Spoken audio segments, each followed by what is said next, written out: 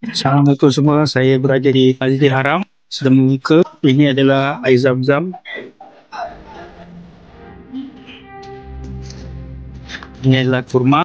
Syukur dan inilah berkah yang terbaik untuk dalam hidup saya, terbaik daripada segi tempat makanan pun rasa kenyang.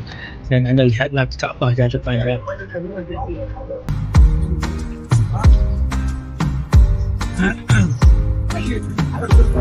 Alhamdulillah, syukur dapat diberikan kesempatan untuk berbuka bersama Amirul Syafiq.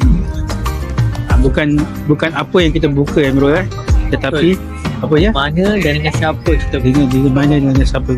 Alhamdulillah, 27 Ramadan saya buka dengan Amirul, tim DNA Dunia Nadia Akhirat di hadapan Kaabah di hadapan Pancur Emas. Alhamdulillah.